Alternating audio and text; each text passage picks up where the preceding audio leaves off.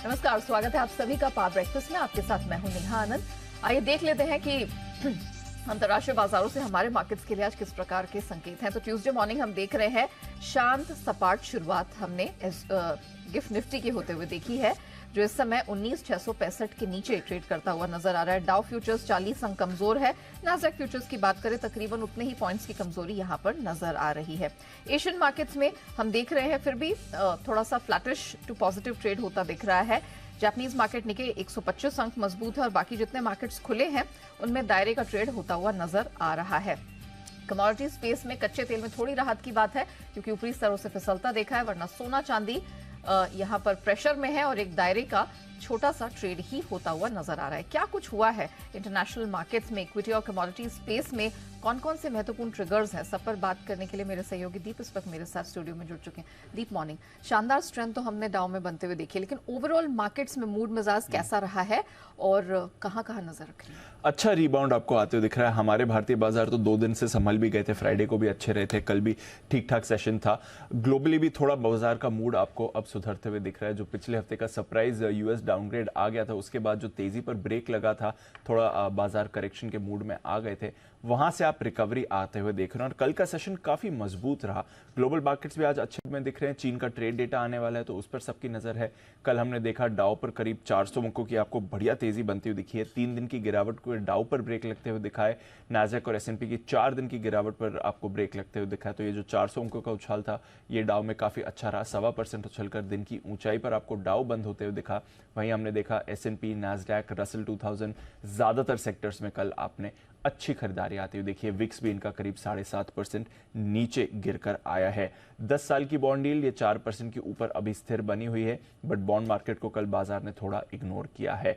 लगभग सारे सेक्टर्स का ही पार्टिसिपेशन था। दिग्गज आईटी में भी आपने कुछ बड़ा एक्शन देखा, जहां पर अल्फाबेट और मेटा, इन दोनों शेयर्स में तो अच्छी खरीदारी रही। अल्फाबेट 2.25% ऊपर था, मेटा ऑलमोस्ट 2% ऊपर था, बट उसके सामने एप्पल आपको 2.25% गिर कर आते हुए दिखा है। और चिंता है एक बाजार में कि जो इनके आईफोन सेल्स हैं वो फिलहाल थोड़ी स्लो डाउन होती हुई दिख रही है, तो उसका इंपैक्ट आ सकता है। बट एप्पल के गिरने के बावजूद जो बाकी आईटी शेयर्स थे वहां पर खरीदारी रही और इसलिए नास्डैक भी आपको आधे % से ज्यादा ऊपर बंद होते हुए दिखा। आज की अगर आप बात करें तो कोई ऐसी बड़ी अर्निंग्स नहीं है, 1-2 छोटे मोटे डेटा भी आने वाले हैं, तो कोई ऐसा मार्केट मूविंग एक्शन आज के लिए एक्सपेक्टेड नहीं है। चुनिंदा फेड के सदस्य इस पूरे हफ्ते भाषण देने वाले हैं तो उस पर बाजार थोड़ा रिएक्ट कर सकता है, बट सबसे बड़ा डेटा तो थर्सडे को ही रहेगा यूएस का, जब इनका इन्फ्लेशन का आंकड़ा आएगा। यूरोप की बात करें तो हल्की नरमी के साथ यूरोप के बाजार बंद हुए। कुछ ज्यादा बड़ा एक्शन कल आपने यूरोप में नहीं देखा, ऑलमोस्ट फ्लैट ही मूव्स आती हुई दिखी। कमोडिटी बाजार में हम मूवमेंट देख रहे हैं 102 के करीब। डॉलर इंडेक्स अभी भी स्थिर बना हुआ है, बट अच्छी बात है कि कल कच्चा तेल 4 महीने की ऊंचाई से आपको फिसलते हुए दिखा है। तो करीब 1-1.25% गिरकर हमने देखा ब्रेंट $86 के नीचे आया है। हल्की नरमी आई है, अच्छी बात है। देखते हैं अगर आगे भी थोड़ा और गिरावट आपको आ सकती है या नहीं, बट ऊंचाई से थोड़ा फिसला है। सोना छोटे दायरे में ही रहा। चांदी अभी भी 1 महीने के निचले स्तर के आसपास आपको ट्रेड करती हुई दिख रही है। बेस मेटल सुस्त हैं, थोड़ी एग्री कमोडिटीज में आपने जरूर मिली जुली मूव्स आती हुई देखी। तो ओवरऑल कोई ऐसे बड़ा ट्रिगर नहीं था बाजार के लिए जो आइदर साइड की मूव दे, बट हाँ 3-4 दिनों की नरमी, फिच का डाउनग्रेड और उसके बाद जो बाजार में थोड़ा नेगेटिव सेंटिमेंट बना हुआ था, वहां से आपने एक अच्छी रिकवरी आते हुए जरूर देखी और विक्स गिर कर आए तो ये भी एक अच्छा संकेत है। अब देखते हैं अगर बाजार आगे इसे मेंटेन कर पाएंगे या नहीं। ऑलराइट, चलिए दीप, बहुत धन्यवाद वो पूरी डिटेल दर्शकों के सामने रखने के लिए। आइए आगे बढ़ें, उससे पहले देख लेते हैं कि कल यानी कि सोमवार को संस्थागत निवेशकों का प्रदर्शन कैसा रहा है। तो बिकवाली तो कैश स्पेस में हाथ लगी है। एफआईआईज की तरफ से ऑलमोस्ट 1900 करोड़ के आसपास का वो फिगर निकल कर आया है, लेकिन उसके सामने हमने देखा है घरेलू संस्थागत निवेशकों ने थोड़ा सा कमान संभालने की कोशिश की। 1081 करोड़ के आसपास की खरीद वहां पर निकल कर आई है। तो जिस तरह के संकेत अभी हम देख रहे हैं ट्यूसडे मॉर्निंग इंटरनेशनल मार्केट से मिल रहे हैं, उन सब के दम पर हमारे मार्केट्स क्या रिएक्ट करते हुए नजर आएंगे या अपनी चाल चलेंगे, इस सब पर बात करने के लिए जी बिजनेस के मैनेजिंग एडिटर अनिल सिंह भी हमारे साथ जुड़ चुके हैं।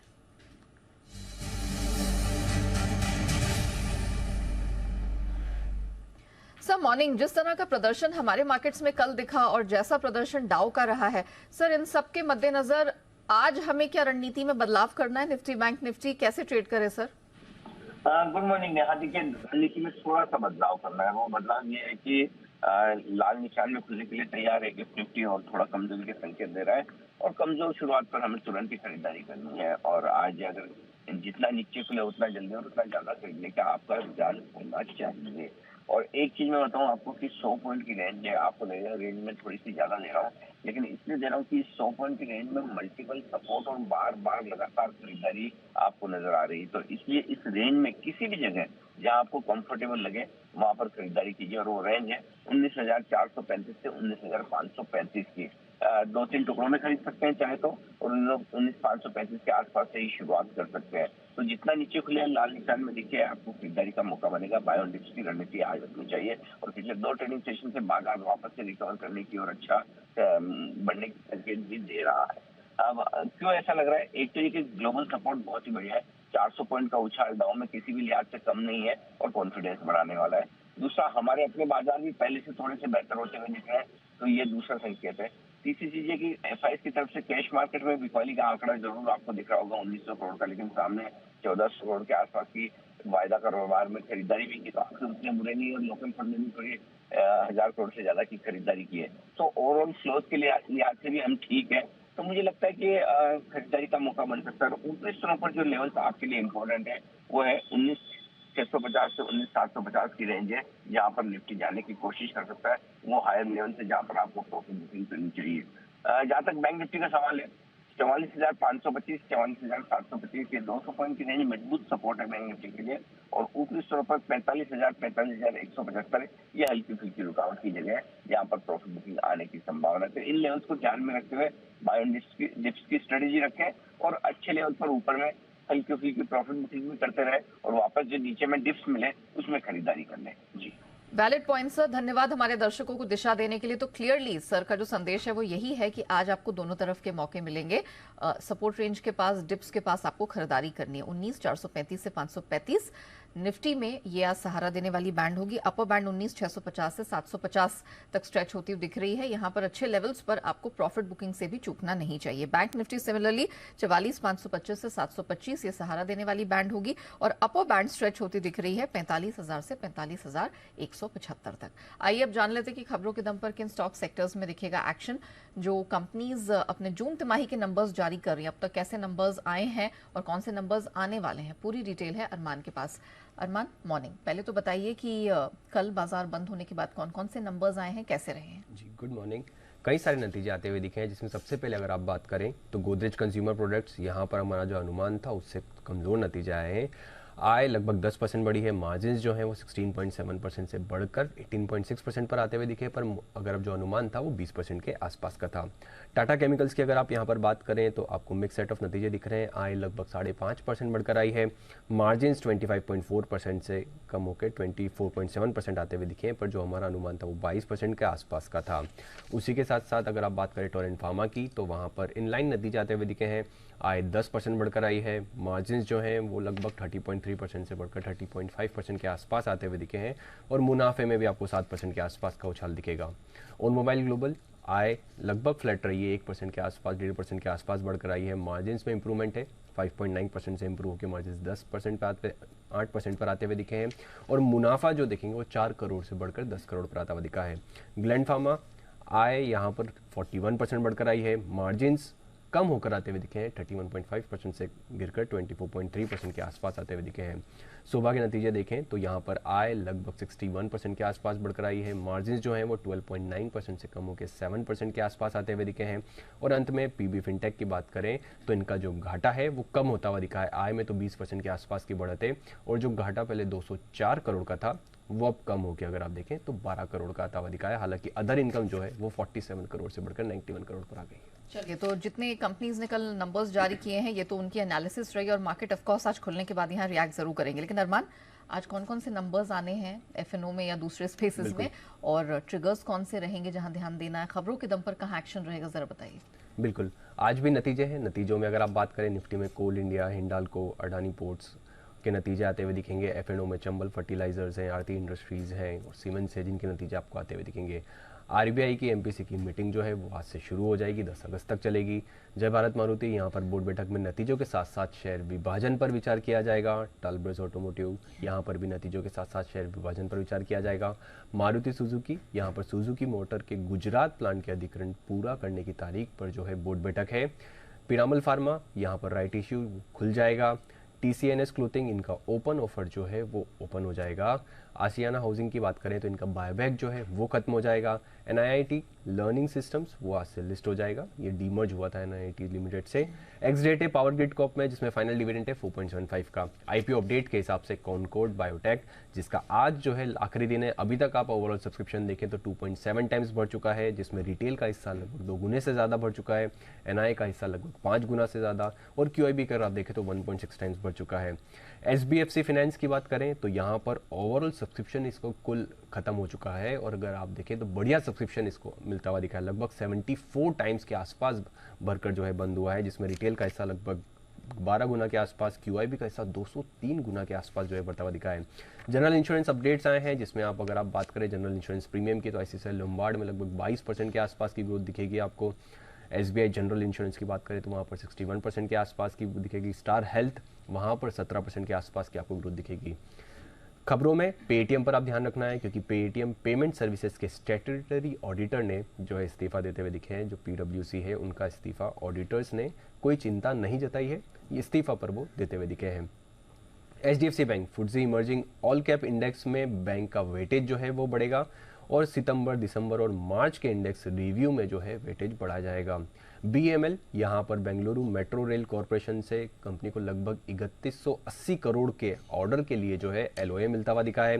पीएफसी 11 अगस्त को बोर्ड की बैठक में नतीजों के साथ साथ बोनस शेयर्स पे विचार करने पर यहाँ पर बोर्ड बैठक है। ग्रेफाइट इंडिया बोर्ड ने लगभग 1 लाख स्क्वायर फीट जमीन बेचने को मंजूरी दी है, लगभग अगर आप देखें तो 985 करोड़ के आसपास में जमीन बेची जाएगी। और अंत में रेलटेल कॉर्पोरेशन की बात करें तो कंपनी को पिंपरी चिंचवड़ में से 10 साल के लिए ऑर्डर मिला है, और ये जो ऑर्डर मिला है वो सिटी नेटवर्क इंफ्रास्ट्रक्चर के मोनेटाइजेशन और एंड टू एंड सर्विस देने के लिए इनको ऑर्डर मिलता हुआ दिखा है। चलिए, तो ये वो कंपनीज हैं जो नंबर जारी करेंगे, और साथ ही खबरों के दम पर ये वो स्टॉक्स हैं जिनमें अच्छा खासा एक्शन आपको दिखेगा और कमाई के भरपूर मौके मिलेंगे। धन्यवाद अरमान पूरी डिटेल के लिए। आइए अब एक्सपर्ट्स की राय भी जान लेते हैं, और बात करने के लिए हमारे साथ मोतीलाल ओसवाल की शिवांगी सारदा शो में शामिल हो चुकी हैं। शिवांगी, गुड मॉर्निंग, बहुत स्वागत है। ऑफ कोर्स ब्रॉडर मार्केट्स को तो हमने रिकवर होते देखा, लेकिन स्टॉक स्पेसिफिक एक्शन पर मैं आपका व्यू जानना चाहूंगी। गोदरेज कंज्यूमर ये बड़े नंबर्स कुछ आते हुए दिखाई दिए, बट हमारे अनुमान को इन्होंने मिस किया है, तो जरा बताइए गोदरेज कंज्यूमर यहाँ पर किस तरह का व्यू आज के लिए बन रहा है? जी नमस्कार Neha ji, very good morning. तो हम देखते हैं कि गोदरेज कंज्यूमर में एक अच्छा एक्शन देखने को मिला है, और काफ़ी अच्छी तरह से यहाँ पे बाइंग इंटरेस्ट बरकरार रही है, और कल की क्लोजिंग के हिसाब से एक अच्छा साइड यहाँ पोटेंशियल बनते हुए दिख रहा है। तो 1010 के एक सपोर्ट के साथ हम अपसाइड एक्सपेक्ट कर सकते हैं 1080 के टुवर्ड्स। साथ ही Tata chemicals mix set of numbers यहाँ दिखे हैं, जो आय और पैट के फिगर्स आए हैं वो हमारे अनुमान से कुछ कम रहे हैं। जरा बताइए टाटा केमिकल्स पर क्या व्यू बन रहा है आपका? जी बिल्कुल, केमिकल स्पेस की अगर हम बात करें तो यहाँ पे थोड़ा रेंज बाउंड मूव एक्सपेक्टेड है, थोड़ा हमने सॉफ्टनेस देखा है इन स्टॉक्स पे। तो यहाँ पे मेरी राय रहेगी कि हम 1010 का एक सपोर्ट मान के चले, बट अपसाइड का थोड़ा कैप लग रहा है, तो वेट एंड वॉच करें जरा। ओके शिवांगी, बताइए, वैसे तो आज बहुत सारे नंबर्स भी आने हैं बाजार के ट्रेडिंग के दौरान end of course post market, लेकिन आपकी नजर किन स्टॉक्स पर रहने वाली है? जी बिल्कुल, हमने देखा है कि 2 दिनों से कंटिन्यूसली रिकवरी देखने को मिल रही है निफ्टी में, तो यहाँ पे स्टॉक स्पेसिफिक एक्शन बड़ा ही अच्छा देखने को मिलेगा। पहला पिक मेरा रडार पे है M&M। इस स्टॉक में हमने देखा है कि अच्छा कंसोलिडेट करके फिर स्टॉक जो है रेडी हो रहा है एक पोटेंशियल अपमूव के लिए, तो यहाँ पे खरीदारी की सलाह रहेगी 1585 के लक्ष्य के लिए 1500 के एक सपोर्ट के साथ। दूसरा पिक मेरा रहेगा PFC में हमने देखा है कि स्टॉक जो है ग्रेजुअल अपना बेस शिफ्ट करते जा रहा है हायर जोन्स की तरफ, काफी एक अच्छा सपोर्ट बेस बाइंग दिखा है हर एक छोटे डिक्लाइन पे, तो यहाँ पे खरीदारी की सलाह रहेगी 275 के एक लक्ष्य के लिए 260 के स्टॉप लॉस के साथ। Okay, thank you so much Shivangi ji, हमारे साथ जुड़ने के लिए, बताने के लिए इस मार्केट में कहाँ कहाँ है कमाई के मौके। तो एमएनएम और पीएफसी पर करिएगा फोकस। 1585 के टारगेट के लिए एमएनएम में करें खरीदारी, और पीएफसी 275 के टारगेट के लिए 260 का स्टॉप लॉस लगाकर खरीदारी करने की है सलाह। आइए कमोडिटी बाजार की रणनीति समझते हैं, और केडिया कमोडिटीज के अजय केडिया जी हमारे साथ इस समय जुड़ चुके हैं। केडिया जी, गुड मॉर्निंग सर, बहुत स्वागत है सर। सबसे पहले नेचुरल गैस पे फोकस कर लेते हैं। बाकी सारी कमोडिटीज एक तरफ और इसकी चाल एक तरफ। 7% की स्ट्रेंथ दिखी है, 3 हफ्ते के हाइस के पास इसमें ट्रेड हो रहा है। करना क्या है यहाँ पे? Very good morning Neha ji. Definitely अगर देखा जाए कल का दिन काफी इंपॉर्टेंट रहा, जहाँ पे हमने नेचुरल गैस के अंदर एक अच्छा खासा जंप आते हुए देखा। नो डाउट हम देख रहे हैं कि जैसे हॉट वेदर के चलते पिछले टाइम हमने कुछ अच्छा खासा बाउंस कंटिन्यू देख रहे थे, बट मार्केट कहीं ना कहीं हायर लेवल पे सस्टेन नहीं कर पा रहा था। कल जिस वॉल्यूम के साथ मार्केट में ब्रीच हुआ, आगे भी उम्मीद है कि जिस ढंग से शॉर्टेजेस क्रिएट होगी वो प्राइजेस को सपोर्ट देता हुआ दिखाई देगा। वीकली अपडेट के हिसाब से भी हम देखें वेदर थोड़ा सा और हॉट होता हुआ दिखाई दे रहा है, जिसके चलते हमें लगता है 222 के ऊपर सस्टेन करने पे कंटिन्यू बाइंग साइड रह सकते हैं। 217 के स्टॉप लॉस से हाई साइड पे हमें लगता है 232 तक के टारगेट हम देख पाएंगे। ओके, साथ ही अब मुझे बताइए, कच्चे तेल में जो डिप डाउन हमने बीते सत्र में देखा है, क्या ये खरीद का मौका रहेगा आज के मार्केट में? बिल्कुल नेहा जी, अगर कच्चे तेल में देखिए फंडामेंटल काफी मजबूत है, क्योंकि अगस्त और सितंबर मंथ कंटिन्यू टाइट सप्लाई की वजह से जाना जाएगा। जिस ढंग से ओपेक प्लस ने भी स्टेटमेंट उसमें कोई चेंजेस किए नहीं है, तो आई थिंक मार्केट में जो भी थोड़ा डिप डाउन आ रहा है वो एक बाइंग अपॉर्चुनिटी। तो आज के लिए मुझे लगता है प्राइजेस में थोड़ा पुल बैक पॉसिबल है, जो 6750 पे लिया जा सकता है। 6650 का स्टॉप लॉस रहेगा। प्राइजेस कहीं ना कहीं 6900 का लेवल दिखा सकते हैं, बट ओवरऑल अगर अगले 15 दिन की भी बात करें तो जल्दी हम 7100 तक के लेवल भी कच्चे तेल में टेस्ट करते हुए देख पाएंगे। ओके, चांदी में क्या किया जाए? 1 महीने के लोज पर है, क्या ये खरीद का मौका है या अभी $23 के भी नीचे फिसलेगी? देखिए टेक्निकली अगर देखा जाए तो डेफिनेटली $23 का एक काफी स्ट्रॉन्ग सपोर्ट दिखाई दे रहा है। जिस ढंग से बेस मेटल में हम कोई भी रिकवरी नहीं देख पा रहे हैं, उसका एक नेगेटिवनेस हमने चांदी पे देखा। साथ में गोल्ड सिल्वर रेशियो वापस 83-60 के करीब आ चुका है, जिसकी वजह से कल हमने गोल्ड को एकदम फ्लैटिश देखा है, बट चांदी में ड्रॉप है। बट ओवरऑल मुझे लगता है 70-800 70-700 का जो बेस है वो मार्केट में क्रिएटेड रहेगा। तो दिन के सेशन में एक दायरा बना हुआ रहेगा जो 70-700 से लेकर 72,000 के बीच में रहेगा।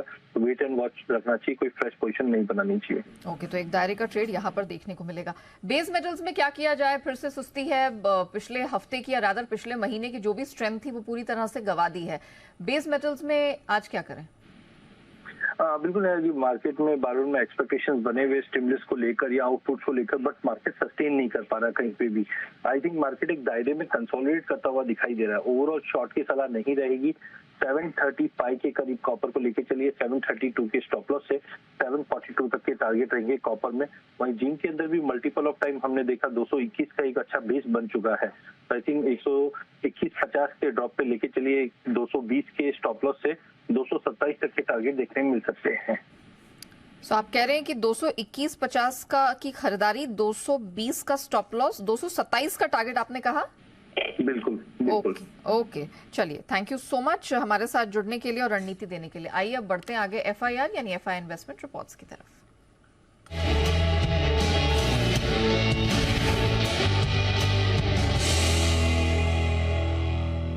विदेशी ब्रोकरेजेस की किन स्टॉक्स पर है नजर, पूरी डिटेल अरमान के पास है। अरमान, ओवर टू यू। जी बिल्कुल, कई सारी रिपोर्ट्स हैं, जिसमें सबसे पहले अगर आप बात करें गोदरेज कंज्यूमर प्रोडक्ट्स पे कई सारी रिपोर्ट्स आती हुई दिखी है, जिसमें CLSA की स्पेसिफिकली बात करें तो उन्होंने मेंटेन कराया रेड्यूस को, पर टारगेट जो है वो बढ़ाया है। 1000 से बढ़ाकर 1040 का कर दिया है टारगेट। मॉर्गन स्टैनली की भी गोदरेज कंज्यूमर पे रिपोर्ट है, मेंटेन कर रहे हैं ओवरवेट को। टारगेट जो है उन्होंने थोड़ा कम करा है, 1099 से घटाकर 1072 का टारगेट कर दिया है। जेपी मॉर्गन की भी गोदरेज कंज्यूमर पे रिपोर्ट है, मेंटेन कर रहे हैं ओवरवेट को, पर टारगेट वो बढ़ा रहे हैं। 1075 से बढ़ाकर टारगेट जो कर रहे हैं 1135 का टारगेट कर रहे हैं। गोल्डमैन सैक्स की भी वहां पर गोदरेज कंज्यूमर पे रिपोर्ट है, मेंटेन कर रहे हैं बाय को, और टारगेट वो भी बढ़ा रहे हैं। 1150 से बढ़ाकर जो टारगेट कर रहे हैं 1200 का टारगेट कर रहे हैं। अगर आप मौजूदा भाव देखेंगे तो 1030 के आसपास का है। जेफरीज की टोरेंट फार्मा पर, फार्मास्यूटिकल्स पर रिपोर्ट है, मेंटेन कर रहे हैं होल्ड को, और टारगेट जो है वो बढ़ा रहे हैं। 1650 से बढ़ाकर 1950 का टारगेट कर रहे हैं। पर अगर आप मौजूदा भाव देखेंगे तो लगभग अगर आप देखें तो 2050 के आसपास का भाव है। गोल्डमैन सैक्स की टोरेंट फार्मा पर उनकी भी रिपोर्ट है, मेंटेन कर रहे हैं बाय को, और टारगेट जो है वो भी बढ़ा रहे हैं। 2025 से बढ़ाकर 2225 का कर रहे हैं। और अगर आप अंत में सीटी की बात करें, रैमको सीमेंट पर, जहां पे मेंटेन कर रहे हैं सेल को, टारगेट जो है वो बढ़ा रहे हैं, 780 से बढ़ाकर 800 का टारगेट कर रहे हैं। चलिए, तो ये वो स्टॉक्स है जिन पर है फॉरेन ब्रोकरेजेस की नजर। धन्यवाद अरमान पूरी डिटेल के लिए। इसी के साथ पावर ब्रेकफास्ट को हम यहीं रैप अप करते हैं, लेकिन बने रहिएगा जी बिजनेस के साथ।